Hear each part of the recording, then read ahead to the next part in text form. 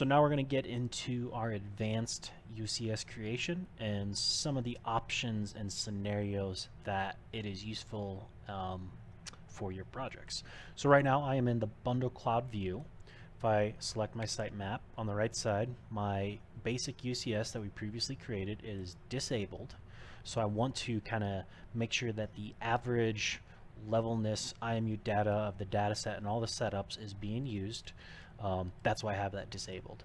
So once again, just to kind of show beforehand, we were looking at 3/4 inch between the points here, so the same 3/4 and then an eighth between these others. So -1/8 and then should have -0.13, which we do. So that the data set is still the exact same, and once again it's the average of all the setups as a whole. So I know it's very, very accurate. So we're going to get into the bundle cloud. And once we get in there, turn my point cloud back on. So now, once we're in the bundle cloud view, if we go and hover over our UCS, you notice now it says create advanced UCS. So I'll go and click that, and I can drag this to wherever. So I'll just put it on the left side for now. So what this allows us to do, or gives us a few options in how we determine the reference point, how we determine the X, the Y axes for the data set while retaining the levelness that these setups have, and basically this relationship between these virtual targets that we created and the deltas and the Z, it'll retain that information so you can kind of manipulate the data set and specific axes. So with this, just like before, you can name it. So we'll say advanced UCS, and then we'll just do by pick point. So now you want to set the UCS. So you have a couple options. You can do by pick, by plane, or by corner. So that, whereas before in the top-down view we had that kind of crosshair to set the location, now we can do a pick point in 3D space. We can select a plane, or we can do based off a corner. So we're going to do by pick. So now I'm going to go zoom in, and let's say the corner of this column is what I want. So I'll do double click. So now it's going to put a virtual target or a vertice where I double clicked. So now I can determine what the coordinates are at this point. So let's say, once again, let's go 50. Just to make it different, let's go 55, and then once again I know that at the ground level I should have 100. So now we need to determine basically the plane for the X and the Y axes. So I want to do X plane, so I want to determine my easting. So I believe you have a couple options. One, you can just double click on a surface, and now you can see, right, it tried to best fit the face of that column. So I can go in and determine the plane or the easting that I want to use. So I know in this data set right now I am looking basically project or true north. So I want my easting, or this arrow, to be pointing to the east. So to switch that, you just simply single click on that plane and it'll switch. I can go positive is to the left and basically flip my data set 180, or I can leave it in the project north orientation we're at now by having the arrow go to the east. So now I'm basically ready to hit create. So now when I go and select my UCS, right, and that UCS is now created, if I go into my bundle cloud view and I go and look at this column and I go pick point, right, I did 55, 55, and then 100, so I must have mispicked on a point below, but that is now basically the project orientation, the coordinates, all of that is established. So right, if I go sitemap, it basically looks the same because both of these are running in the true north heading, but that's kind of how you go about the by pick point for your first advanced UCS. And then so looking at the levelness data that we have, you'll notice my deltas and the Z fully retain basically the levelness of the data set as a whole. So I can vertically shift the data set and simply put, like, say I just want to look at my elevations of a core or floor flatness for a deck, but I want to have the elevations of the deck on a known elevation, whether it's a benchmark or per the drawing of 105 for this elevation, etc. So I can basically transform the data set up to the elevation or shift it in the XY plane to exactly where I need, and then I can use that by pick plane or by the plane to determine my X and Y axes, and then because the Z, the average levelness data stays the same, I know that it's going to be very accurate for the sake of floor flatness, levelness, heat maps, all of that stuff. So that's my pick point. So let's get into the other options that we have. So same thing, I want to disable that active UCS. So now once again I'm kind of back at the starting point. Everything still stays the same values in the delta Z,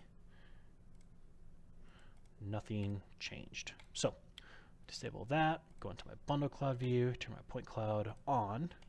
So now I want to go by plane. So once again, I'll probably just select a different column here. So advanced UCS, instead of by pick, I want to go by plane. So changes your directions and kind of how you go about it a little bit different. So you can optionally, you can use the fence tool. So I'm going to use my fence polygon. I'm just going to draw a box that basically encompasses this face of the column. So now I'll double click. So now, oops, disable my fence.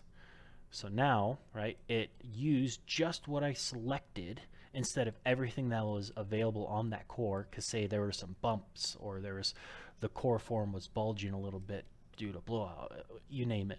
You can just select surfaces that you know are good and use that as the reference. So once again, because I want actually let's just do it opposite. So now I want, I'm actually looking south in my data set, but I want it to basically as if it's looking to the north, so this plane and this arrow, if I select it, I can switch that. So now we're technically be true north with the data set, but now I want to go flip it 180, so I'm looking true south in reality, but now the data set will be oriented so that it's north. So at this point, go ahead and create. So now when I go to my UCS, and now this one's active, forgot to relabel it, but this core, it should be, if I go and activate a different one, it should be on the south side of this data set. But because of the orientation of that, the easting that we set, it changed the data set and flipped it 180. So the reference point, once again, a little bit different. Let's see, how do we go about this? But just like before, you can adjust the reference point by modifying the XYZ to get it to the location that you want. But just know that that's how you kind of go about it.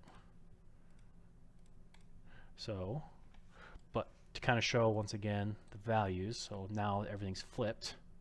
So 0.064 again should have negative 0.09 on the next. And then lastly 0.013. Yep. So everything's still the same. It just simply flipped the data set to the face of that column for the easting, I believe it was. So last option we have is going to be by corner. So it's kind of similar to the pick point, except it's going to, the software is going to try to extrapolate out a few more surfaces via kind of a corner. So just like before, I'm going to start off with all of my UCSs deactivated.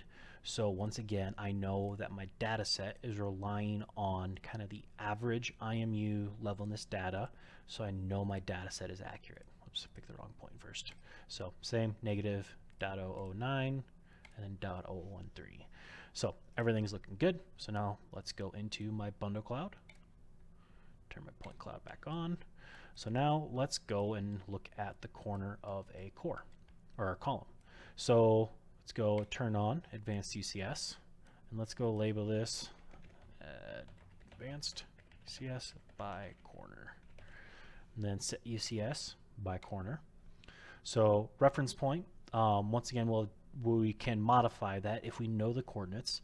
But so because we're doing by corner, so just like by pick point, you're going to double click wherever you want the UCS to kind of be established. But because we're by corner, we need to quite literally have a corner. So in this case, we got the corner of the core, so we got this corner that we can use. So if I go double click right about there, it's going to try and extrapolate out the surfaces of the column and the floor to see if it's a viable option for by corner. So in this case, it wasn't.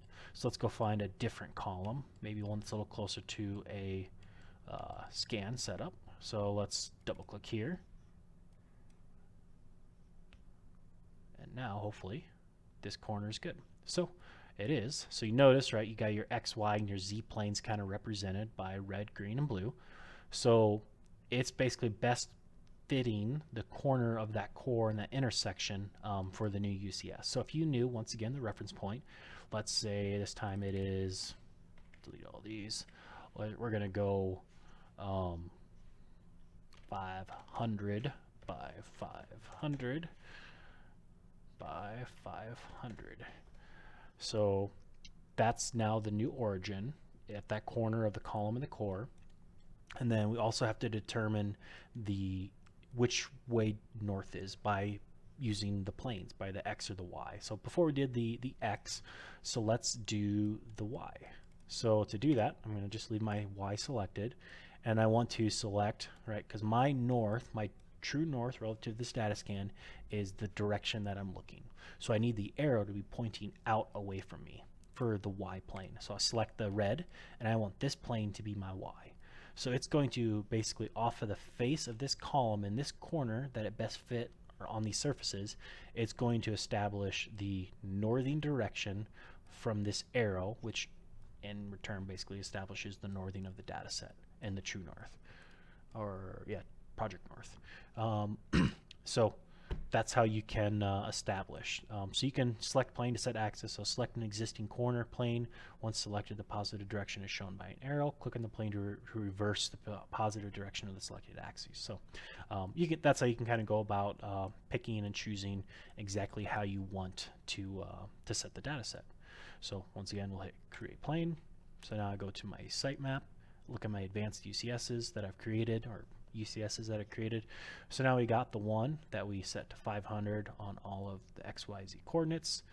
And then kind of just once again to showcase that it retains the levelness information through advanced UCS. We have the exact same .064, .009, and then .013.